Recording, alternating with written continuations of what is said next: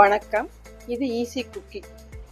இன்னைக்கு நான் பார்க்க போகுது மட்டன் குழம்பு. உருளைக்கிழங்கு போட்டு செய்கிற மட்டன் குழம்பு. இதுக்கு நான் ஒரு 1/2 கிலோ மட்டன் எடுத்து வச்சிருக்கிறேன். நல்லா கழுவி சுத்தப்படுத்தி வச்சிருக்கிறேன். தேவையான மசாலா பொருட்களை வச்சிருக்கிறேன். இஞ்சி பூண்டு பேஸ்ட் வச்சிருக்கேன். தயிர் வச்சிருக்கிறேன். இப்போ என்னன்னா, நம்ம மட்டனில் வந்து 1 ஸ்பூன் மஞ்சத்தூள், 1 ஸ்பூன் மஞ்சத்தூள், பின்ன வந்து தனி மிளகாய் தூள் வந்து 1 ஸ்பூன் சேர்க்கிறோம்.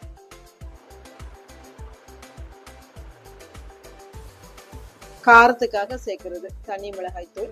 பின்ன காஷ்மீர் சில்லி கலருக்காக சேர்க்கிறோம். நம்ம இது அவ்வளோ ஒன்றும் காரம் இருக்காது, அதனால 1 ஸ்பூன் தாராளமாக சேர்க்கலாம். பின்ன நான் வந்து மல்லித்தூள் வந்து 1/4 டீஸ்பூன் தான் சேர்க்கிறேன். 1/4 டீஸ்பூன் சேர்க்கிறேன். உங்களுக்கு வேணும்னா நீங்கள் வந்து 1 ஸ்பூன் சேர்த்துக்கோங்க, அது உங்களோட சாய்ஸ் தான். பிறகு ஒரு 1/2 டீஸ்பூன் வந்து இஞ்சி பூண்டு பேஸ்ட்டு, 2 குழிக்கரண்டி தயிர் சேர்க்கிறேன். நான் 2 குழிக்கரண்டி தயிர். தயிர் வந்து மட்டன் நல்லா சாஃப்டாக வேகிறதுக்காக சேர்க்குறோம். தயிர் சேர்க்குறோம். இதுக்கு தேவையான அளவு உப்பு சேர்த்து நல்லா கலந்து 3 விசில் வர்ற வரைக்கும் வேக விடணும். இதை நல்லா மட்டன், அப்போ தான் மட்டன் நல்லா வெந்து வரும். இப்போ நல்லா கலந்தாச்சு. கொஞ்சம் தண்ணி கொஞ்சம் சேர்த்துட்டு கொஞ்சம் சிறிதளவு ஒரு 1/4 டம்ளர் தண்ணி சேர்த்து நல்லா 3 விசில் வர்ற வரைக்கும் நல்லா வேக விடலாம். இப்போ குழம்புக்கு என்ன தேவையானது பார்க்கலாம்.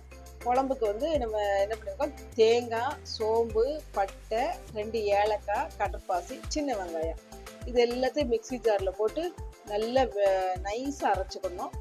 இது உங்களுக்கு தேவைன்னா ஒரு 7-8 இந்த கேஷ்யூ நட்ஸ் போட்டுக்கலாம். அது கொஞ்சம் குழம்புக்கு நல்லா டேஸ்ட் கொடுக்கும். இன்னொன்று வந்து திக்காவும் வரும். நான் சேர்க்கலை, நீங்கள் வேணும்னா நீங்கள் சேர்த்துக்கோங்க, அது உங்களுடைய சாய்ஸ் தான். இப்போ மட்டன் நல்லா வெந்துருச்சு. 3 விசிலும் வந்துருச்சு, நல்லா வெந்துட்டு மட்டன் நல்லா சாஃப்டாக வந்துருச்சு. இது அப்படியே எடுத்து வச்சிடலாம்.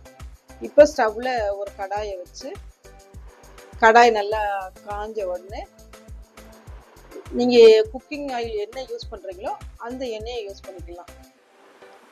நான் ரீஃபைண்ட் ஆயில் தான் யூஸ் பண்ணுறேன். இப்போ இது காஞ்சோடனே 1 ஸ்பூன் எண்ணெய் விட்டுக்கிட்டேன். எண்ணெய் காயட்டும். இங்கே வந்து நான் வந்து இந்த குழம்புக்கு வந்து உருளைக்கிழங்கு, ஒரு மீடியம் சைஸ் உருளைக்கிழங்கு, ஒரு தக்காளி பழம், பின்ன வந்து சின்ன வெங்காயம். இதுக்கு சின்ன வெங்காயம் தான் நல்லாயிருக்கும். அரைச்சி வச்சு தேங்காய் விழுது, பாட்டில் இருக்குது கரம் மசாலா பொடி. இப்போ எண்ணெய் காஞ்சிருச்சு. எண்ணெய் காஞ்சின உடனே சின்ன வெங்காயத்தை போட்டு நல்லா கண்ணாடி பதம் வர்ற வரைக்கும் வதக்கிக்கணும். இந்த குழம்புக்கு சின்ன வெங்காயம் நல்லா இருக்கும். இந்த மட்டன் குழம்புக்கு சின்ன வெங்காயமும் உருளைக்கிழங்கும் தான் டேஸ்ட்டு கொடுக்கும்.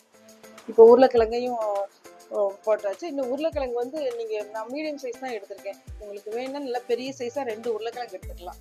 இப்போ ஒரு தக்காளி சேர்த்து நல்லா வதக்கிக்கிடுவோம்.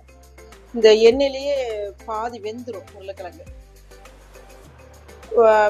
இந்த உருளைக்கிழங்கும் மட்டனும் சேர்ந்து வேகும்போது அந்த மட்டனுடைய சாரெல்லாம் உருளைக்கிழங்குல இறங்கும். அது உருளைக்கிழங்கு சாப்பிட்றதுக்கு நல்லா சுவையாக இருக்கும். இந்த குழம்பு கொஞ்சம் டிஃப்ரெண்ட்டாக இருக்கும். இது சாப்பிட்றதுக்கு நல்லா இருக்கும்.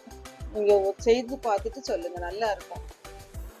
இப்போ பாருங்க, வேக வச்ச இந்த மட்டனை எடுத்து அதோட கலந்து நல்லா கொதிக்க விடலாம். இப்போ வந்து உப்பு சேர்க்கக்கூடாது, ஏன்னா உப்பு சேர்த்தோம்னா உருளைக்கிழங்கு வேகாது. அதனால நல்லா கலந்து விட்டுட்டு வேக விடுவோம். இப்போ என்ன நான் வந்து 1 ஸ்பூன் கரம் மசாலா பொடி நான் சேர்க்குறேன். ஏன்னா கரம் மசாலா பொடி நான் மட்டன் வேக வைக்கும்போது கரம் மசாலா பொடி சேர்க்கலை, மறந்துட்டேன். அதனால இப்போ வந்து 1 ஸ்பூன் கரம் மசாலா பொடி சேர்க்குறேன். இப்போ நல்லா இது எல்லாத்தையும் நல்லா கலந்து நல்லா கொதிக்க விடுவோம். நல்லா கொதிச்சு வரட்டும். மூடி போட்டு வேக விட்டுடலாம். இப்போ அதில் உருளைக்கிழங்கு, மட்டன் எல்லாம் வெந்து வந்துடும். இப்போ பாருங்க, வெந்து வந்துச்சு. வெந்து வந்த உடனே நம்ம அரைச்சி வச்சிருக்க தேங்காய் விழுதை வந்து அதோட சேர்த்துட்டோம்.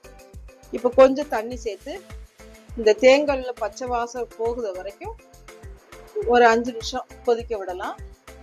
இப்போ வந்து என்ன ஆயிருக்குன்னா மட்டன்ல உள்ள சாறு எல்லாம் உருளைக்கிழங்கு நல்லா உறிஞ்சி எடுத்துக்கும். இப்போ அந்த உருளைக்கிழங்கு டேஸ்ட்டும் நல்லா இருக்கும். இப்போ தேவைன்னா உப்பு சேர்த்துக்கலாம். டேஸ்ட் எல்லாம் பார்த்துக்கோங்க. பார்த்துட்டு உப்பு சேர்த்துக்கலாம். இப்போ வர குழம்பு நல்லா ஒரு கொதி வந்த உடனே இதை இறக்கிக்கலாம். அவ்வளோதான். இது இட்லி, தோசை, பூரி, சப்பாத்தி சூடான சாதத்தோட சேர்த்து பரிமாறும்போது ரொம்ப நல்லா இருக்கும். இப்போ பாருங்க நல்லா கொதிச்சு வருதா? நல்லா கொதிச்சு வருது. இப்போ எண்ணெய் பிரிஞ்சு வரும். அதுதான் பதம். நம்ம இந்த ஒரு குழம்பு போதும். ஒரு குழம்பு இங்க அடுப்பு இந்த ஒரு சைடு குழம்பு வச்சிருக்கோம், அடுத்ததுல சாப்பாடு வச்சாலே போதும். இங்க பாருங்க எண்ணெய் பிரிஞ்சு வந்துருச்சு. இதுதான் நல்ல பதம். இப்ப இறக்கிடலாம். இறக்கிடலாம். இப்ப சாப்பிடுறதுக்கு சுவையா இருக்கும். பார்த்த அனைவருக்கும் நன்றி. மீண்டும் வேறு ஒரு ரெசிபியுடன் உங்களை வந்து சந்திக்கிறேன்.